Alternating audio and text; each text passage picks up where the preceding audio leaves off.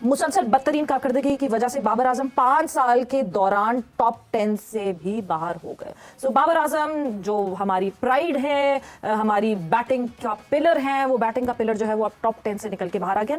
देखिए, असल चीज हम क्रिकेट अच्छी नहीं खेल रहे, हमारे बैट्समैन अच्छा नहीं खेल रहे, सेंसिबल क्रिकेट नहीं खेले, जिसकी वजह से हम क्रिकेट हारे हैं। If we talk about Babar, 16 innings and 21 point something average. Performance को देखते हुए रैंकिंग में भी अब डिफरेंस आया, 9वें नंबर से वो 12वें पे चले गए। देखिए, क्या कहेंगे?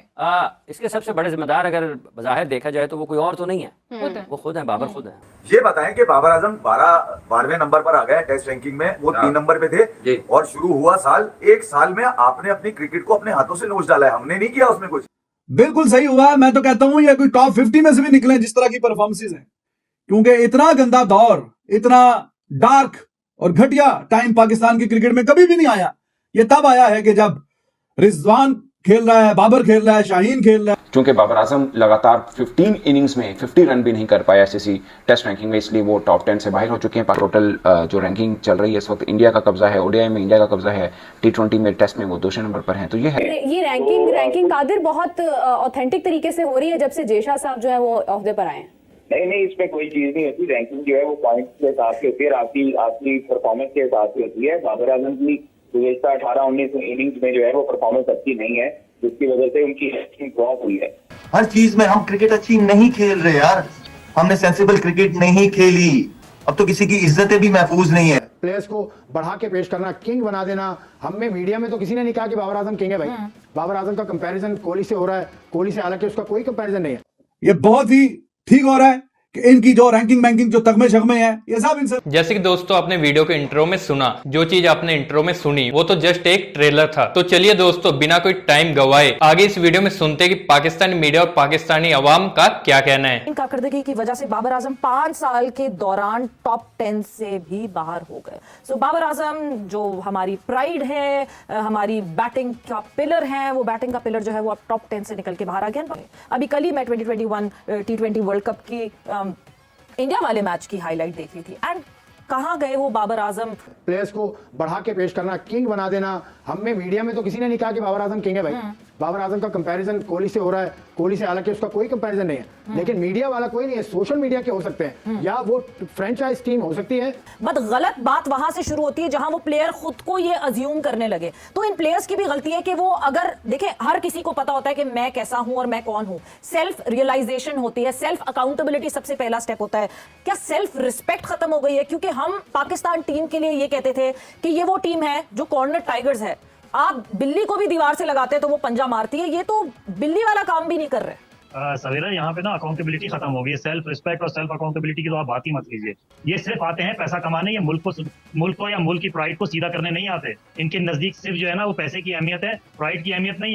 ये बताएं कि बाबर आजम 12वें नंबर पर आ गए टेस्ट रैंकिंग में, वो 3 नंबर पे थे और शुरू हुआ साल, एक साल में आपने अपनी क्रिकेट को अपने हाथों से नोच डाला है, हमने नहीं किया उसमें कुछ। जो बाबर को डिफेंड करना चाहता है ना, मैं उसे चलो ये बता देता हूँ, क्रिकेट पे सच बोल लो। अब मुझसे 20 मिनट मिल लो, तुम लोग डिफेंड भी ठीक नहीं कर रहे। आता ही नहीं, तुम्हें आता ही नहीं कि अगर तुम्हें उसको बचाना है कैसे बचाओगे? अबे हम तो मारते घंटे पे। इसके अलावा मैं अकेले में सोच रहा हूँ यार, हमारी क्रिकेट इतनी गई गुजरी हो गई। बाबर भाई ने कहा था ड्रेविड है, वो बन जाएगा। अबे ये कैसे बल्ले बाहर जा रहे खड़े खड़े यार, 2 नंबरी हुई है यार। किसने? चांद को गिराने यार, मैं बर्दाश्त कर रहा हूँ 2 दिन से यार। सरफराज के खड़े खड़े बल्ले बाहर जा रहे, क्रीज से बाहर निकल के शॉट, ये छोटी चील, ये ग्लैडिएटर का 33 पे 0, ये इतना सीधा खेलता है, ये क्यों उठ पटांग क्रिकेट खेला है बाद में। बाबर आजम को पूरी वर्ल्ड टेस्ट चैंपियनशिप साइकिल देनी चाहिए, ये वाली भी, ताकि अगर कोई लानत बच गई तो वो भी उठा लेगी। तो रैंकिंग जो अपडेट हुई है, तो बाबर आजम कोई तकरीबन 5.25 साल के बाद अभी टॉप 10 में से, तीनों फॉर्मेट में वरना कहीं ना कहीं मौजूद ही रहते थे, तो अब नीचे गए हैं। टीम का सत्यानाश, बेड़ा गर्क, रिकॉर्ड पे रिकॉर्ड बन रहे हैं और शर्मिंदगी वाले रिकॉर्ड बन रहे हैं। तो आप किस चक्कर में जनाब ऊपर बैठे हुए हैं टॉप 10 में इतने अरसे से जो टॉप 10 में है? तो पाकिस्तान ने क्या कमाल कर लिया, क्या कौन सी बहुत सी शानदार परफॉर्मेंसेस दिखा दी हैं कि जो जनाब आप ऊपर टॉप ऑफ द लेडर, कहीं टॉप 5 में हैं, कभी टॉप 10 में हैं, इतने साल हो गए हैं, इतने दिन हो गए हैं, इतने महीने हो गए हैं। तो किस चक्कर में भाई? तो बिल्कुल ठीक हुआ, बिल्कुल सही हुआ। मैं तो कहता हूं ये कोई टॉप 50 में से भी निकले जिस तरह की परफॉर्मेंसेज हैं, क्योंकि इतना गंदा दौर, इतना डार्क और घटिया टाइम पाकिस्तान की क्रिकेट में कभी भी नहीं आया।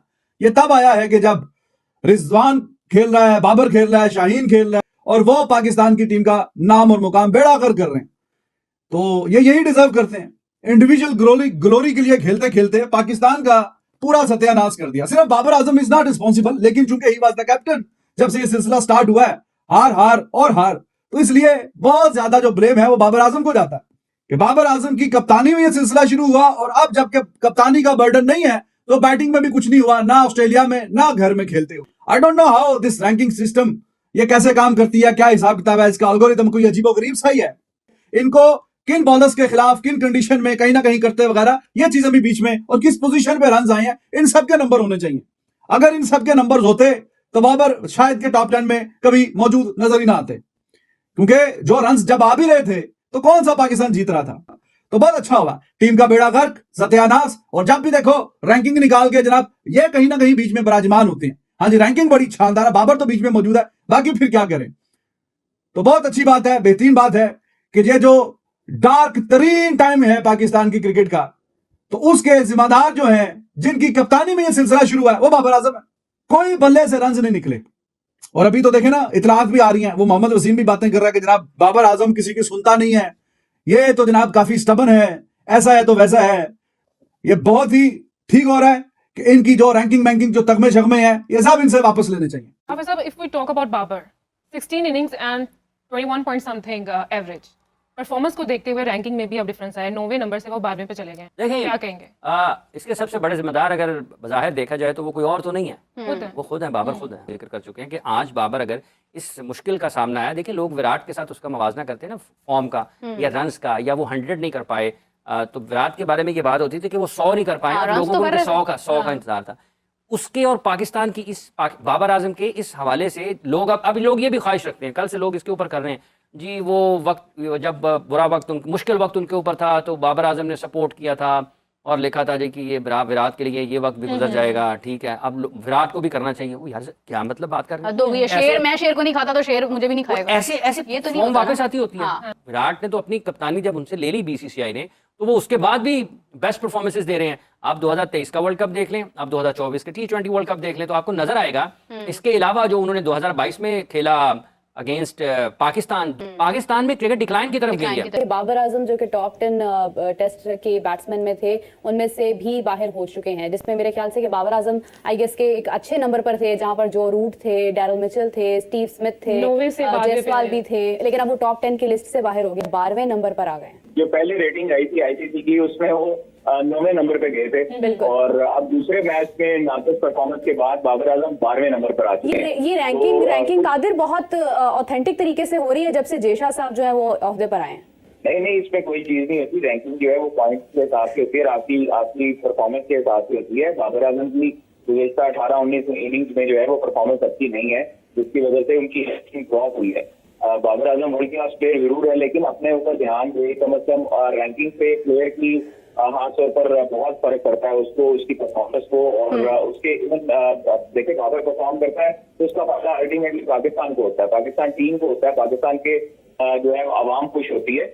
अगर बाबर आजम परफॉर्मेंस नहीं दे रहे तो फिर उसके बाद जो है वो तमाम तर चीजें काफी हद तक प्रेशराइज हम देखते हैं होती है, प्लेयर दूसरे ही परफॉर्मेंस नहीं दे रहे होते। लेकिन बाबर को खुद अपने साथ सीरियस होने की जरूरत है, अपनी गेम पर ध्यान देना चाहिए, कोचेस के साथ मशवरा करना चाहिए, खुद सियाने नहीं बनना चाहिए कि आप जब अपने आप को बेहतर अक्लमंद समझने लगते हैं उस वक्त आप जो है वो ठोकरे खाते हैं और उस वक्त आपको परेशानी आती है। तो जब उनका एटीट्यूड प्रॉब्लम आएगा, जब उनको हवस आएगी, कुर्सी की लालच आएगा, तो उस टाइम पर आपकी परफॉर्मेंस और आपकी जब नीयत खराब होती है उस टाइम पे नुकसान पाकिस्तान का होता है। बिल्कुल ठीक है कादिर। जैसे कि दोस्तों आपने इस वीडियो में सुना कि पाकिस्तानी मीडिया और पाकिस्तानी अवाम का इस चीज को लेकर क्या कहना है। आपकी भी इनकी बातें सुनने के बाद आपकी भी क्या राय है, हमारे कमेंट बॉक्स में अपनी राय को साझा करना मत भूलिएगा। और अगर आपको ये वीडियो अच्छी लगी हो तो वीडियो को ज्यादा से ज्यादा लाइक करना और शेयर करना, और इस तरह की मजेदार वीडियो देखने के लिए हमारे चैनल को सब्सक्राइब करना मत भूलिएगा। और अगर आप हमारे चैनल पर नए हैं या वीडियो हमारी आप पहली बार देख रहे हैं, आपको हमारे इस चैनल पर मैच से रिलेटेड और मजेदार क्रिकेट के अपडेट को लेकर और पाकिस्तान की तरफ से कोई भी अपडेट आएगा